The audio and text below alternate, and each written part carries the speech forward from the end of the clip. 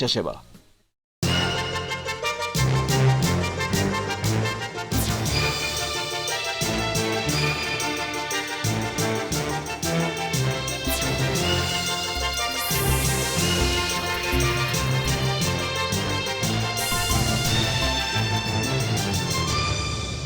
আসসালামু আলাইকুম। সিলেট স্টুডিও থেকে চ্যানেল এস সিলেটের খবরে সবাইকে স্বাগত জানাচ্ছি ফাতেমা রশিদ সাবা। প্রথমেই জানিয়ে দিচ্ছি খবরের শিরোনামগুলো। নারায়ণগঞ্জে শিক্ষক লাঞ্ছনার মতো অপকর্মে জড়িতদেরকে সরকার এক চুলও ছাড় দেবে না, সিলেটে বললেন তথ্যমন্ত্রী হাসানুল হক ইনু। মৌলভীবাজারে সরকারের সাফল্য বিষয়ক মতবিনিময় সভা, সকল ক্ষেত্রে বাংলাদেশের অবিশ্বাস্য উন্নয়ন সাধিত হয়েছে, তথ্য উপাত্ত উপস্থাপন করে জানালেন বক্তারা। মৌলভীবাজার শহরে একদিনের ভারী বৃষ্টিপাতে ডুবে গেছে পাড়া মহল্লার রাস্তা, বিপর্যস্ত হয়ে পড়েছে জলাবদ্ধ এলাকার মানুষ। দেশের চা বাগানগুলোতে দেখা দিয়েছে রেড স্পাইডারের আক্রমণ, বন্ধ রয়েছে পাতা উত্তোলন, দুশ্চিন্তায় বাগান কর্তৃপক্ষ। এবং সিলেট বিভাগের বিভিন্ন উপজেলায় ক্যাপ ফাউন্ডেশনের সেবামূলক কার্যক্রম পরিদর্শন, ভবিষ্যতেও কার্যক্রম অব্যাহত রাখতে দেশ বিদেশের দাতাদের সহযোগিতা প্রত্যাশা।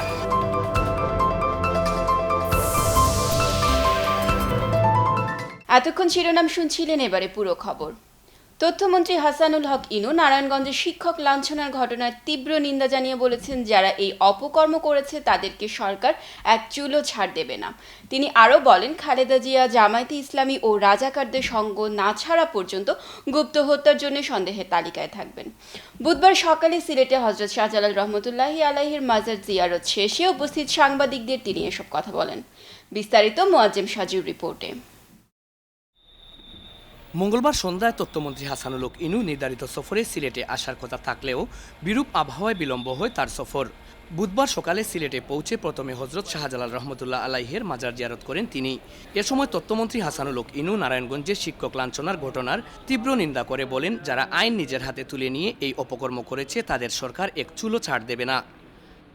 নারায়ণগঞ্জের এই শিক্ষককে লাঞ্ছনা করার ঘটনার তীব্র নিন্দা জ্ঞাপন করছি।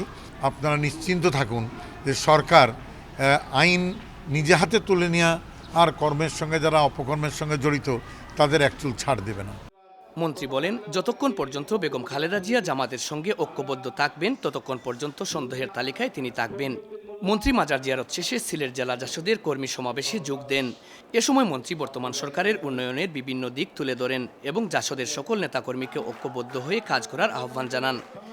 বেগম খালেদা জিয়া যতক্ষণ পর্যন্ত জামাতের সঙ্গে ঐক্যবদ্ধ থাকবে, যতক্ষণ পর্যন্ত রাজাকারদের সঙ্গে ঐক্যবদ্ধ থাকবে, ততক্ষণ পর্যন্ত প্রত্যেকটি গুপ্ত হত্যার জন্যে বেগম খালেদা জিয়া এবং বিএনপিকে সন্দেহের তালিকায় রাখা হবে।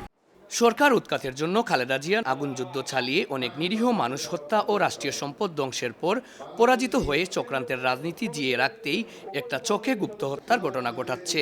এই চোখেই ব্লগার, প্রকাশক ও শিক্ষক, ইমাম সহ সাধারণ মানুষ খুন হচ্ছে।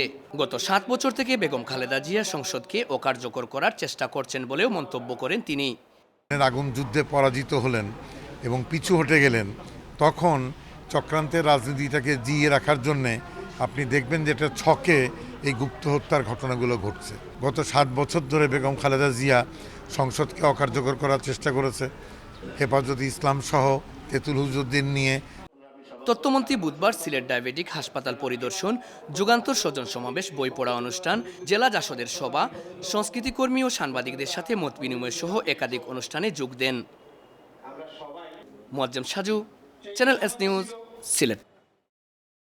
মৌলভীবাজারে সরকারের সাফল্য বিষয়ক মতবিনিময় সভা অনুষ্ঠিত হয়েছে। মৌলভীবাজারের শ্রীমঙ্গলে জেলা তথ্য অফিসের উদ্যোগে অনুষ্ঠিত মতবিনিময় সভায় বর্তমান সরকারের সাফল্য, অর্জন ও উন্নয়ন ভাবনা নিয়ে আলোচনা করা হয়।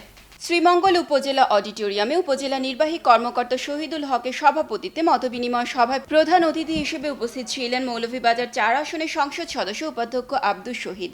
বিশেষ অতিথি হিসেবে উপস্থিত ছিলেন উপজেলা চেয়ারম্যান রণধীর কুমার দেব, জেলা তথ্য অফিসার মোহাম্মদ ইমরান হাসান, উপজেলা মহিলা ভাইস চেয়ারম্যান হেলেনা চৌধুরী ও সরকারের উন্নয়ন গবেষক বিশিষ্ট আওয়ামী লীগ নেতা অর্ধেন্দু কুমার দেব।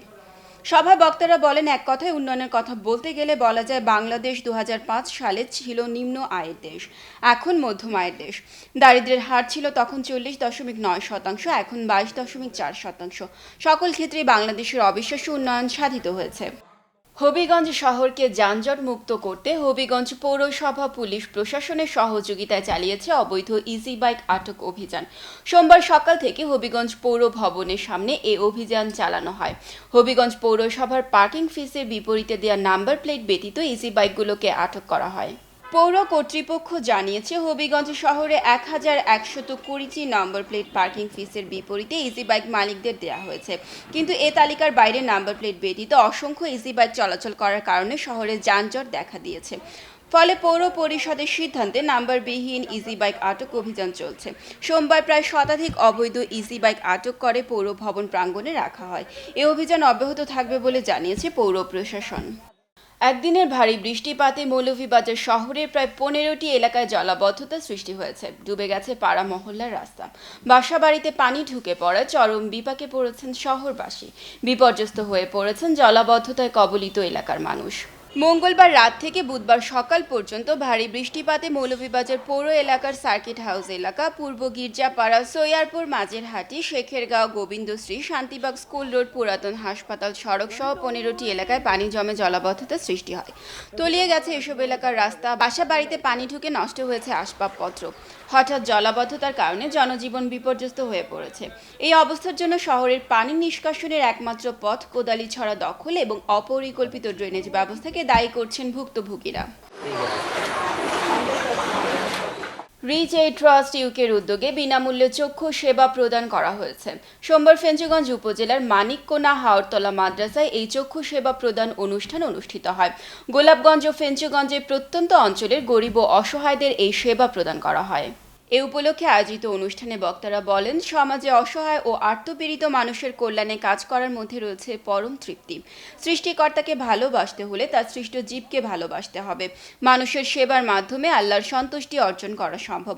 চোখ হচ্ছে মানুষের অমূল্য সম্পদ। এলাকার অসহায় দরিদ্র মানুষ অর্থাভাবে ঠিকমতো চিকিৎসা করতে না পারায় নানা রোগে ভুগে থাকেন।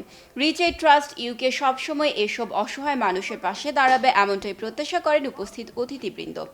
এ সময় উপস্থিত ছিলেন ফেঞ্চুগঞ্জ উপজেলার ভারপ্রাপ্ত chairman Jahanara Begum, Reach Aid Trust ইউকের বাংলাদেশ প্রতিনিধি MA রহমান তিতন, হাওরতলা মাদ্রাসার প্রধান শিক্ষক মাওলানা রিয়াজ উদ্দিন, সাবেক মেম্বার হাফিজুর রহমান লোকুজ, আলহাজ মাসুদ মিয়া, মাওলানা আব্দুর রহিম জিহাদি, মাওলানা এনামুল ইসলাম কলিম, হামিদুর রহমান রাহি সহ এলাকার গণ্যমান্য ব্যক্তিবর্গ।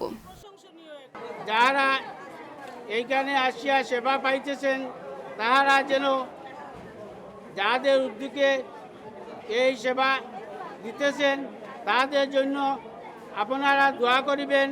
প্রায় 5 শতাধিক চোখের রোগীকে এই সময় চিকিৎসা প্রদান করা হয়। তার মধ্যে 25 জনকে ছানি অপারেশন, 200 জনকে চশমা ও বাকিদেরকে ঔষধ প্রদান করা হয়। চিকিৎসাপ্রাপ্ত অসহায় দরিদ্র মানুষ এ সময় রিচ এইড ট্রাস্টের প্রতি কৃতজ্ঞতা জ্ঞাপন করেন।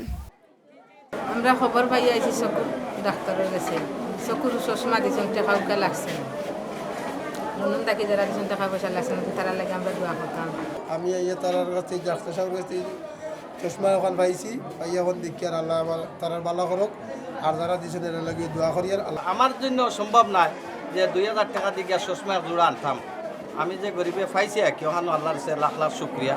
গোলাপগঞ্জ উপজেলার বুধবাড়িবাজার ইউনিয়নে কৃতি সন্তান সাবেক ছাত্রদল নেতা ও লন্ডন মহানগর যুব দলের সাংগঠনিক সম্পাদক কিবরিয়া ইসলামকে সংবর্ধনা প্রদান করেছে বুধবাড়িবাজার ইউনিয়ন বিএনপি যুবদল ও ছাত্রদল নেতৃবৃন্দ।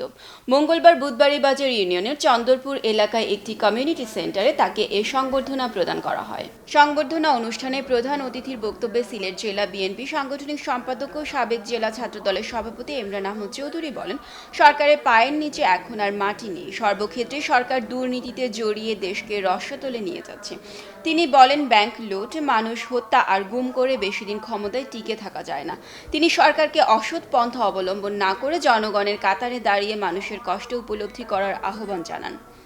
সংবর্ধনা অনুষ্ঠানে বিশেষ অতিথির বক্তব্য রাখেন সিলেট জেলা ছাত্রদলের সভাপতি সাঈদ আহমদ, সাধারণ সম্পাদক রাহাত চৌধুরী, গোলাপগঞ্জ উপজেলা বিএনপি সভাপতি নাসিরুল হক শাহীন, সাধারণ সম্পাদক জিলাল আহমদ, সাংগঠনিক সম্পাদক মনিরুজ্জামান উজ্জ্বল সহ আরও অনেকে। অনুষ্ঠানে সংবর্ধিত অতিথি কিবরিয়া ইসলাম বলেন, ষড়যন্ত্র করে কেউ বেশি দিন ক্ষমতায় থাকতে পারে না। অনুষ্ঠান শেষে সংবর্ধিত অতিথিকে ক্রেস্ট প্রদান করেন অতিথিবৃন্দ। খবর এই পর্যায়ে নিচ্ছি ছোট্ট একটা বিরতি, ফিরে এসে অন্যান্য খবরের সাথে আরও যা থাকছে। দেশের চা বাগানগুলোতে দেখা দিয়েছে রেড স্পাইডারের আক্রমণ, বন্ধ রয়েছে পাতা উত্তোলন, দুশ্চিন্তায় বাগান কর্তৃপক্ষ। এবং সিলেট বিভাগের বিভিন্ন উপজেলায় ক্যাপ ফাউন্ডেশনের সেবামূলক কার্যক্রম পরিদর্শন, ভবিষ্যতেও কার্যক্রম অব্যাহত রাখতে দেশ বিদেশের দাতাদের সহযোগিতা প্রত্যাশা।